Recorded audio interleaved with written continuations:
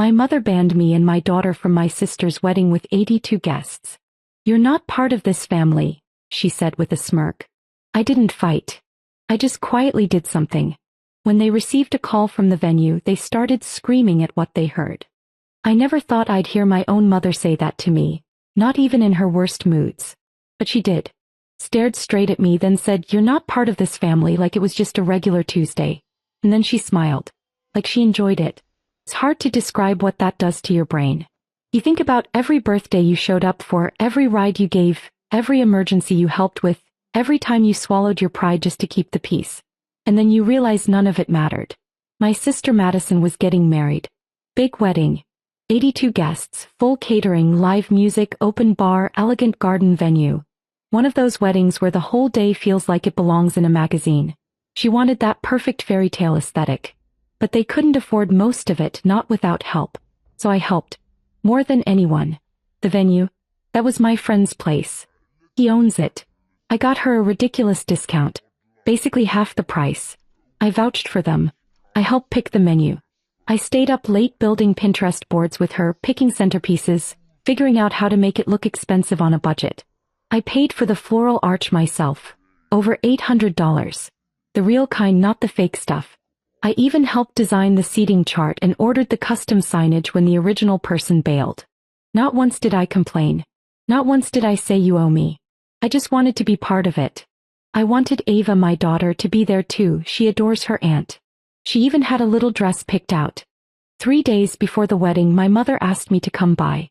Said she had something to talk about in person. I figured it was something minor, maybe a change in timeline or guest list stuff. I brought Ava along. She was excited. She thought she might get to help with decorations. We didn't even get past the hallway. My mother didn't offer us a seat. She stood there like a manager delivering a memo. She told me that after talking things over, Madison had decided it would be better if I didn't attend the wedding. That it was a delicate time, and they wanted the focus on love and positivity. Then she added, almost like a joke, that Ava wouldn't be coming either.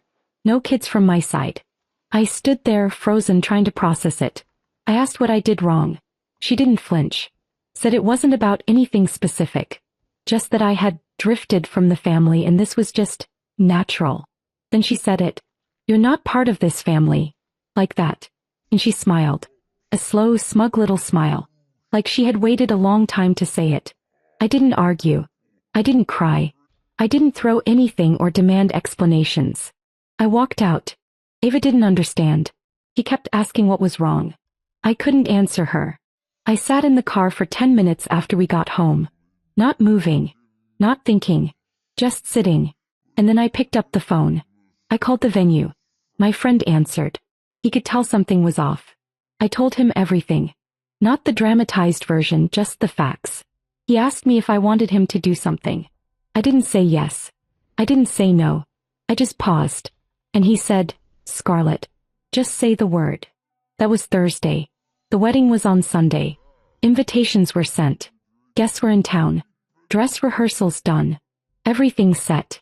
And then at 10:47 a.m. on the day of the wedding, just as the florist was unloading the final arrangements, my sister got the call. The venue was no longer available. No explanation. No backup plan. No time. He started screaming. I wasn't sitting by the phone waiting. I wasn't refreshing social media or pacing around like I thought I'd be. Instead, I was helping Ava pack a small suitcase. We were going away for a few days, just the two of us. Somewhere quiet. I'd already booked the hotel. My phone was on silent, but it started buzzing nonstop around 11. First Madison, then my mother, then a couple of unknown numbers I assumed were from the bridal party or someone at the venue. I didn't answer any of them. I knew what it was about. The wedding was scheduled for 2 p.m. Guests had started arriving at the venue by 10:30. I pictured the chaos in my head. People dressed to the nines wandering around the parking lot while staff tried to explain that the wedding they were expecting didn't exist in the system anymore. Chairs not set up. No music playing. Just confusion. And Madison? She was probably in her hair and makeup chair when the call came in. It wasn't just a cancellation. The venue technically had no record of a paid, confirmed booking for that day. My friend had wiped it clean. Everything they'd done. Walkthroughs, menu confirmations, even the seating layout. was gone from their system. Like it had never existed. My name had been on the agreement. And when I pulled out, everything unraveled. That's when the screaming started, apparently. She called my phone over a dozen times in the next hour. Then the texts started pouring in. What the hell did you do? Fix this. Right now. You're sick. You're effing evil. Mom says this is your fault. I read each one quietly. No emotion. I'd already gone through the anger. This wasn't rage. This was clarity. By noon, the venue had made it official. No wedding would be held there. No access to the property. No setup allowed. The restaurant inside was open for regular customers that day. Brunch crowd, nothing fancy. They offered no refund because there had never been a payment under Madison's name. The only transaction had been mine and I had cancelled it. They tried everything. Begged the staff. Offered to pay on the spot. But it was too late. The venue was fully booked again. My friend had filled the slot the moment I gave the word. What made it worse, for them at least, was how far along everything had already gotten. The guests had flown in. Hotels were full. The photographer was ready, and the makeup artist had already finished with half the bridal party. But there was nowhere to go. Nowhere to hold the ceremony. They scrambled to find another location, but you don't book a high-end wedding on 3 hours' notice. Especially not on a Sunday in the middle of peak season. They ended up calling a friend of a friend who had a big backyard. No decorations. No flowers. No music. Half the guests didn't even make it to the backup location in time. No seating chart, no catering, just some warm grocery store sandwiches and a cheap sheet cake someone rushed to buy. I didn't go, of course. I wasn't invited. But I heard everything. Word travels fast when drama is involved. A few people who had been close to me texted photos from the backup location. It looked like a sad family reunion, not a wedding. I got one more message from Madison that night. You ruined my life. I didn't respond. Instead, I zipped up Ava's suitcase, grabbed our bags and drove us to the airport. First-class seats. I figured we deserved it. The money I was originally going to give her as a wedding gift, I spent it on a week-long vacation with my daughter. Sun, sand and silence. Best decision I ever made. I posted nothing. Said nothing. Ignored every call, every message, every backhanded comment through mutual friends. I let them sit with it. By the third day of our trip they started trying a different tone. My mother called again. This time she didn't hang up right away. Left a voicemail. Said I had made my point, and that Madison was hurting. She didn't apologize, not really. Just said things had gotten out of hand. That maybe Ava and I could have come, but it was too late to change anything now. The part that made me laugh was how she tried to make it sound like she had nothing to do with it. Like it had all been Madison's idea. She said, you know how she gets under pressure. As if that excused banning your sister and niece from your wedding days before it happened. That same night, I got a text from one of my cousins who had been at the wedding. She said it was a disaster. Half the guests left before the makeshift vows even happened. There were no chairs, no mic and no actual ceremony set up. Just the bride and groom awkwardly standing in front of a hedge while someone read off a phone. The photographer left early. Said it wasn't what he had agreed to shoot. There wasn't even a first dance. No music. No timeline. Just chaos.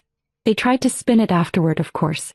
Madison posted a filtered photo of her and her husband standing barefoot in the grass, holding hands with a caption about simplicity and love being all that matters. But people weren't buying it. Especially not the guests who had flown across the country to stand in someone's backyard, sweating through their suits. I didn't answer anyone. Not Madison. Not my mother. Not the bridesmaids who messaged me asking what really happened. I stayed quiet. The more silent I was, the more desperate they got. By the time we got back from the trip, there were 3 messages waiting in our mailbox. One from Madison. A folded-up note saying she was disappointed in me and that she hoped Ava wouldn't grow up learning to be vindictive. Another from my mother, scrawled on a card with a Bible verse about forgiveness. The third was from my uncle, the only one who seemed to get it, who just wrote, "They had this coming. Proud of you." I pinned that one on my fridge. Ava never asked about the wedding again. She was too busy showing off the seashells she collected and telling her friends about the dolphins we saw. But the real shift happened 2 weeks later. That's when Madison's husband, her brand new husband, messaged me. What he said completely changed the way I saw everything. I didn't recognize the number at first. Just a plain text, no name attached. Hey, I know things got messy. Can we talk? I stared at it for a full minute before I realized who it was. Madison's new husband. Caught me off guard. We'd never been close, not really. He was quiet, polite, kind of always in the background. During the months of planning, he didn't say much. I figured he was just going along with whatever Madison and my mother wanted. I didn't think he had anything to say to me, especially now. I didn't reply. The next day another message came through. I didn't know they uninvited you until the night before. I swear. I thought you were coming. I didn't even find out about the venue being your hookup until it was too late. Please. I just want to clear the air. Felt weird. Like he was trying to confess something. I still didn't respond. Then he called. I let it ring, but the voicemail came through seconds later. I listened. He said he was sorry. That he should have spoken up when he realized what was going on. That when my mother and Madison decided to cut me out, he thought it was some family drama that would blow over. That it wasn't his place to interfere. But then he said something that stopped me cold. He said your mom didn't just ban you, she lied to everyone. Told them you canceled the venue on purpose because you were jealous. I sat down. That was the story they'd spread. According to Jason, the version being told at the wedding was that I had offered to help, then sabotaged it at the last minute to ruin Madison's big day. They painted me as a bitter sister who couldn't stand to see her sibling happy. Jason said he started putting the pieces together after the ceremony, or whatever you'd call that backyard disaster, when guests started asking questions. Why I wasn't there. Why the venue fell through. Why so many details were suddenly changed. And apparently when he asked Madison directly, she brushed him off. Said I'd always been dramatic. That it was just like me to ruin things if I couldn't be the center of attention. That was news to him, because I had never made myself the center of anything. He told me, and I still remember this word for word, they used you then erased you.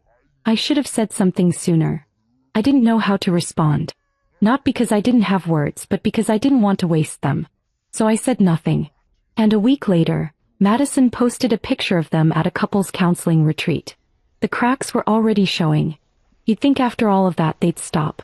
That maybe, just maybe, they'd reflect. But narcissists don't retire. They just change costumes.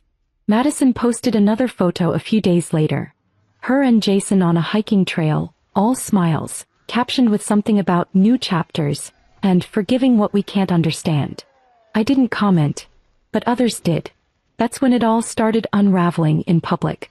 A girl Madison went to college with commented, "Didn't Scarlett help you plan the whole thing?" Another wrote, "We were there. That wedding was not the vibe you're pretending it was." And someone else, a mutual friend of mine, simply posted, "You can't erase someone just because they make you uncomfortable." The comments were deleted within hours. Then Madison turned off commenting altogether. That's when I knew they were panicking. The narrative they tried to build, that I was petty, jealous, unstable, wasn't holding. Too many people knew better. A few guests from the wedding started reaching out to me privately. Some apologized for not knowing the full story. Others admitted they had felt something was off from the beginning. One of Madison's old coworkers messaged me to say, honestly, that family always gave me bad vibes. I just didn't know it ran that deep. Meanwhile, Jason's messages kept coming. Slower now, more spaced out. The last one was short. If I ever knew what I was marrying into, I would have run. I didn't answer. Then one morning, about 3 weeks after the wedding, I got an email. Not a text. Not a call. An actual email from my mother. The subject line was "Let's talk." The body of it was long. Too long. It read like a fake apology, the kind that starts with "I'm sorry you felt hurt" instead of "I'm sorry I hurt you." She said she had acted out of protection for Madison. That I had been pulling away for a while. That she didn't think Ava would be comfortable around certain people at the wedding anyway, so she was trying to shield her. There it was again, the implication that I was unstable. That I needed to be kept away. At the end she said, "We miss you. Ava deserves a full family. I hope you'll be mature enough to come back to the table." That was the last line. Mature enough. No apology. No ownership. Just a challenge disguised as an olive branch. I stared at it for a minute. Then I closed the laptop. And blocked her email. I didn't need to respond. Because silence is a response. And the message was already clear. You don't get to throw someone out then act surprised when they stay gone. But I wasn't done just yet. There was one more thing they didn't know. They didn't see coming. They thought the storm had passed. Madison had gone quiet online. My mother stopped trying to contact me. Jason, surprisingly, stayed silent after that last message. Though a friend of mine said he'd been sleeping on a couch at his cousin's for a few nights. No one was talking to me directly anymore, but I could feel it. They were waiting. Hoping I'd cool down. Hoping I'd eventually crawl back and pretend none of it happened. They never once considered that I might have receipts. See, when I helped plan the wedding, I didn't just get them a deal on the venue. I handled invoices, emails, confirmations, all in my name, including a private email thread with the photographer Madison had really wanted. He was too expensive for her original budget, so I covered part of the deposit myself, with the agreement that she'd pay me back in 2 months. He never did. I wasn't going to chase her over a few $100s. But after everything, it felt symbolic. It wasn't about the money anymore. It was about principle. So I sent her an invoice. Plain, professional, no emotion, just the facts. Reimbursement for the partial photography deposit, plus the decor expenses she had agreed to split. I included copies of her own texts confirming the plan. I CC'd Jason. She didn't respond. But Jason did. He wrote, "I'll take care of it. I'm sorry." 3 days later, the full amount hit my account. From his name, not hers. That should have been the end of it. But it wasn't. Because just a week after that, I got a message from the venue owner. My friend. He'd been contacted by another bride-to-be who was referred by Madison. Apparently, Madison had given out the venue's name as if she still had pull there. As if she could secure discounts for friends.